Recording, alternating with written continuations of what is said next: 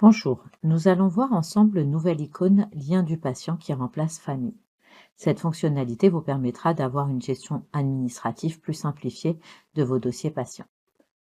Lors de la lecture de la carte vitale, je sélectionne les patients que je veux enregistrer, donc l'enfant d'hémopole et la maman, puis sauvegarder et quitter. Dans Lien du patient, au niveau de la partie supérieure apparaît le patient courant et ses informations administratives. Les informations affichées proviennent de sa fiche Julie. Nous pouvons visualiser le numéro de dossier, les informations d'identification, les coordonnées. Vous avez aussi la possibilité de visualiser le solde débiteur de votre patient, ainsi que la liste de ses prochains rendez-vous avec le nom du praticien concerné.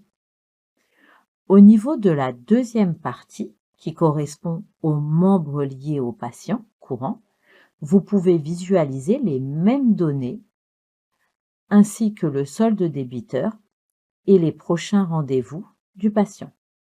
Vous retrouvez ces informations dans une seule et même fenêtre, donc un gain de temps pour les personnes à l'accueil. Dans cette partie apparaît l'enfant que j'ai sélectionné en amont lors de la lecture de la carte vitale.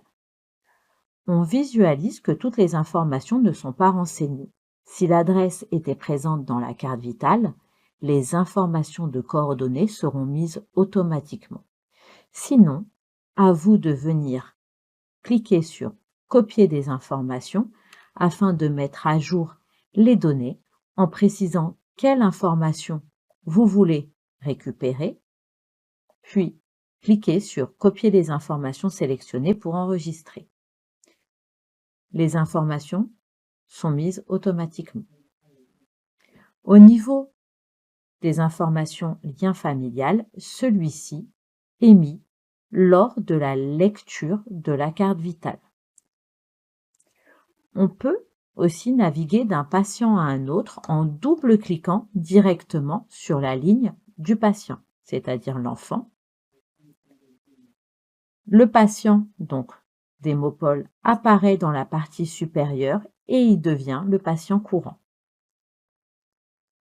Vous arrivez aussi directement sur le dossier du patient. Au niveau de cette partie, on peut aussi renseigner une autre personne qui est liée à cet enfant, par exemple le papa. Dans le payeur, la maman est indiquée. Si vous voulez modifier le payeur, cliquez sur le bouton « Modifier », choisir un nouveau payeur.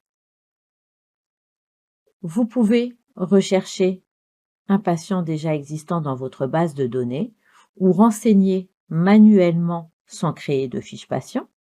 Sinon, vous avez aussi la possibilité de sélectionner un des patients dans la liste ci-dessous que Julie vous propose selon les liens déjà enregistrés. Ce module a encore beaucoup d'autres options qui vous aideront dans la gestion des patients.